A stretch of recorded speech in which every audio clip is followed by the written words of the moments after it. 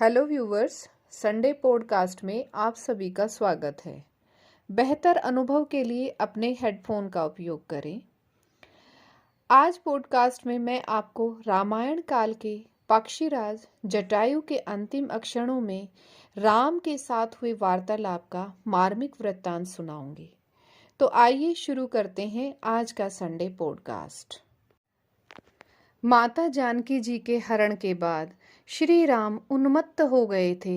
इतने संतप्त कि पृथ्वी के पशु पक्षियों, नदी झरनों, लता गुल्मों, तरण विरोधों से रो रो कर पूछने लगे, देखा, कहीं देखा तुम लोगों ने जनक नंदिनी को?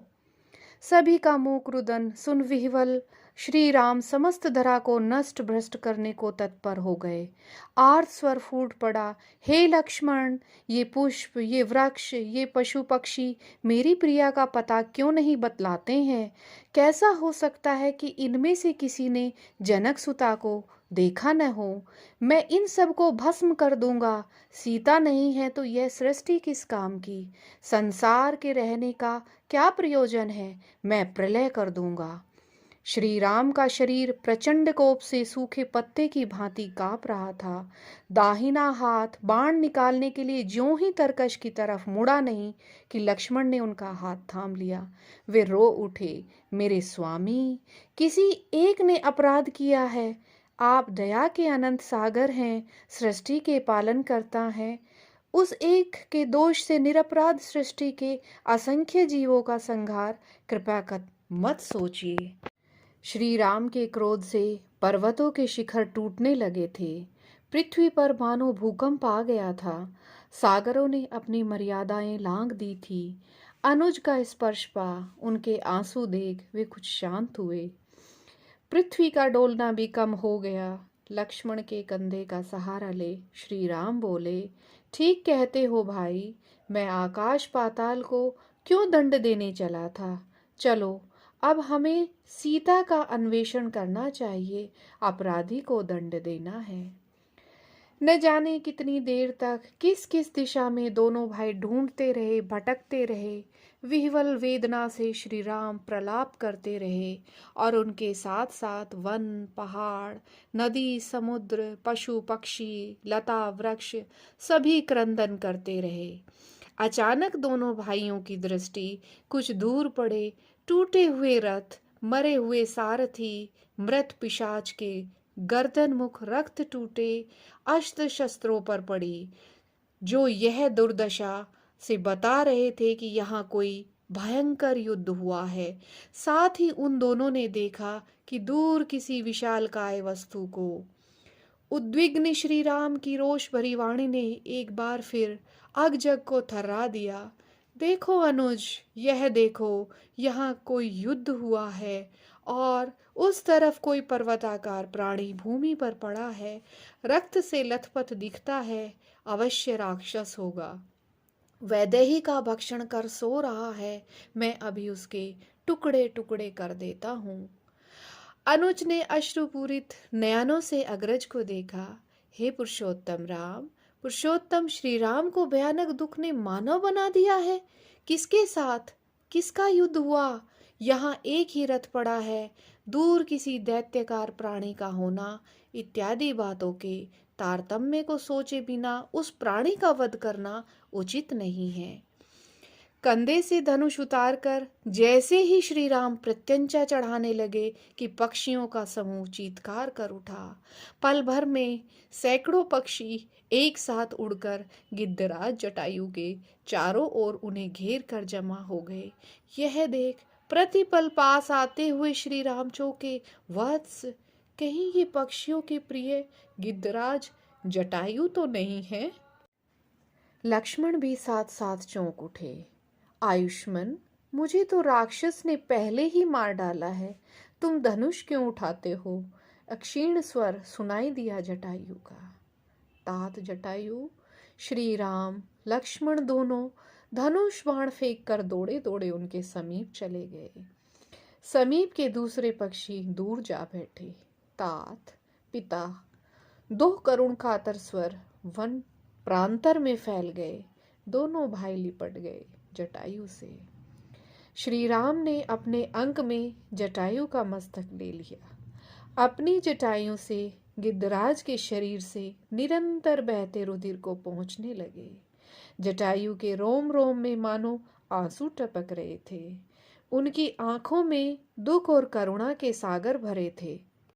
मरणासन जटायु अपने आराध्य को अश्रु जल से भिगोते हुए किसी तरह कुछ शक्ति जुटाकर बोले, मेरे राम, जिस जनक नंदिनी की तुम इस जंगल में खोज कर रहे हो, उनकी रक्षा करने में यह वृद्ध जटायु असफल रहा है। बलवान राक्षस दशग्रीव ने उनका हरण किया है। उसी का रथ, धनुष, सारथी यहाँ मृत ध्वस्त पड़े हैं। अपना भौतिक रथ गंवा देने के बाद वह मायावी जानकी जी को माया में रथ में ले उड़ा है। मैं वृद्ध उस दुर्दम से जीत नहीं पाया पुत्र। उसने तलवार से मेरे पंख और पैर काट दिए। तात जटायु श्री राम बच्चे की भांति फूट फूट कर रो उठे। उन कमल लोचन नयनों की अश्रुधारा निरंतर गिद्धराज के मस्तक का अभिषेक कर रही थी। उधर लक्ष्मण जटायु के पैताने धरती पर मस्तक रख धरती से उनकी पुत्री सीता जी के हरण के लिए मानो स्वयं को अपराधी मानकर सुबक सुबक कर अक्षमा मांग रहे थे। दोनों भाइयों के हृदय विदारक क्रंदन को सुन सारी धरा पर दुख मानो टूट पड़ा। सीता हरण से श्री राम को उन्मत्त हो ही उठे थे। तात जटायु की यह दुर्गति देख सामान्य मनुष्य की भांति उनका आंतरनाद फूट पड़ा।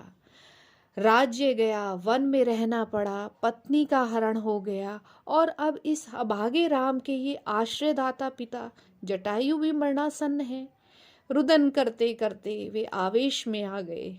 गूंज उठी उनकी वाणी, तात, आपके पंख और पैर अभी उगेंगे। आप एक बार फिर से स्वस्थ तरुण बन शक्तिशाली हो जाएंगे। यह आपका पुत्र राम आपके समीप रहकर सदा आपकी सेवा में निरत रहेगा। तात, इसे पिता के स्नेह का, सेवा का सौभाग्य प्रदान करें और इससे पुत्र सेवा का सुख प्राप्त करें। राम अपने समस्त पुण्य आपको। रुको रुको वत्स, रुक जाओ। जटायु ने राम का वाक्य पूरा नहीं होने दिया। किसी तरह गर्दन ऊपर उठाकर करुणा भरे स्वर में बोले, राम, तुम क्या कहने जा रहे थे? क्या तुम चाहते हो कि जो मृत्यु देवताओं के लिए भी दुर्लभ अप्राप्य है, उस मृत्यु से मैं वंचित रह जाऊं? तुम्हारी इस गोद को पाने के लिए तो देवेंद्र भी तरस जाएंगे। आज मुझे इस अंक में प्राण त्याग करने का सौभाग्य मिल रहा है, उसे तुम दूर करना चाहते हो? और वत्स, क्या तुम चाहते हो कि इस महामरण से वंचित होकर यह जटायु मृत प्राणियों का मांस खाने वाला गिद्धराज ही बना रहे? सत्य, हृदय से एक बार जिन प्रभु का नाम जिह्वा पर आ जाए, उसे तो परम पद प्राप्त हो जाता है। और मुझे तो आज तुम प्राप्त हो गए। तुम्हारे अंक में सिर रखकर देह त्याग करने का सौभाग्य आज तक इस सृष्टि में किसी दूसरे को मिला है क्या? मेरे मित्र दशरथ के आत्मज होकर जो इस अवसर तुम्हें नहीं दे सकते, वह आज मुझे सुलभ है। इसलिए हे पुत्र, इससे मुझे स्वप्न में भी वंचित न करना। यह मेरे जीवन का अंत नहीं, ये तो मेरे जीवन का सच्चा प्रारंभ होगा। कितना कुछ कह गए जटायु अपने परमेश्वर से। वे परमेश्वर हाथ बांधे उनसे अनुनय भरे स्वर में बोले, तात, आपने तो राम के अभिन्न इसकी भार्या के रक्षण के लिए अपनी आहुति दे दी। राम आपको क्या देगा? आजीवन आपका ऋणी रहेगा आपका यह पुत्र। फिर कुछ संभल कर श्री राम उसी मुद्रा में बोले, तात, सीता ने आपसे कुछ कहा क्या? वह दशानन उनको लेकर किस दिशा में गया होगा? वत्स, विश्रवा का पुत्र रावण आकाश मार्ग से पुत्री सीता को लेकर दक्षिण की ओर गया। वे अत्यंत व्याकुल थी। जटायु का स्वर मंद से मंदतर होकर चला गया। लेकिन पुत्र, तुम व्याकुल न होना। दशानन ने जब सीता का हरण किया, उस समय विंद नाम का मुहूर्त था। देवता साक्षी हैं, इस मुहूर्त में खोई हुई या चोरी की गई वस्तु अवश्य प्राप्त हो जाती है वत्स। मेरा आशीर्वाद हमेशा तुम्हारे साथ है। शत्रु को मारकर तुम अवश्य वैदेही को प्राप्त करोगे। पुत्र राम। अंतिम दो शब्द गिद्धराज जटायु की जिह्वा पर आए, मुख से रक्त की धार निकली और उनका मस्तक श्री राम के अंक में ढुलक गया। हे तात, आप परम धाम पधारें। श्री राम का अत्यंत गंभीर स्वर गूंज उठा। तभी जटायु के शरीर से एक ज्योति प्रकट हुई, जो नीली ज्योति थी, और घनीभूत होती हुई उस ज्योति ने चतुर्भुज पीतांबरधारी सुदर्शन पुरुष का स्वरूप ले लिया। दोनों तरफ हाथ जोड़े हुए खड़े थे दोनों भाई। आंखों में आंसू भरे श्री राम उन दिव्य पुरुष से बोले, हे तात, आप मेरे पिता के सखा हैं, आप वैकुंठ धाम में पधारें, लेकिन मार्ग में स्वर्ग में पिताजी से मिलने पर उनसे सीता हरण का यह समाचार कदापि न कहिएगा, वे अत्यंत दुखी हो जाएंगे। कुछ रुककर फिर बोले, यह समाचार कि मैंने भुवन नंदिनी सीता जी का हरण किया था, रावण स्वयं ही उनको शीघ्र ही देगा। जब अपने समस्त कुल के साथ वह दिवंगत हो वहां पहुंच जाएगा।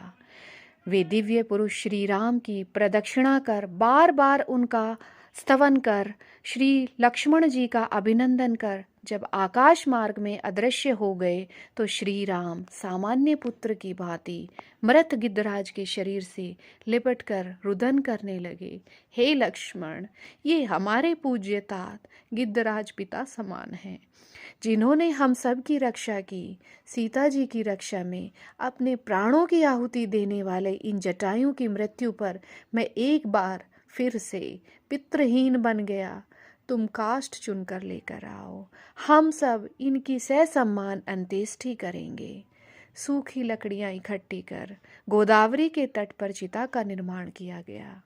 दोनों भाइयों ने तात जटायु का शरीर उठाया, गोदावरी में स्नान कर चिता पर स्थापित किया और ज्येष्ठ पुत्र की भांति उन्होंने उन्हें मुखाग्नि दी। चिताग्नि के शांत हो जाने पर श्री राम ने भाई के साथ गोदावरी में स्नान कर अंजलि के जल से भस्म को जल में प्रवाहित कर तर्पण इत्यादि सभी कर्मकांड संपन्न किए। श्री राम और लक्ष्मण दोनों काफी समय तक गोदावरी के तट पर जटायु के स्नेही शौर्य सद्गुणों में डूबे बैठे रहे। उनके नेत्रों से अविरल अश्रुधारा बहती रही। मुझे आशा है आपको मेरी ये पॉडकास्ट स्टोरी अच्छी लगी होगी, पसंद आई होगी। तो मेरी वीडियो को, मेरे पॉडकास्ट को लाइक और शेयर करते रहिएगा। अगले संडे फिर से मिलेंगे नई पॉडकास्ट स्टोरी के साथ। Thank you. Have a nice day. Bye bye.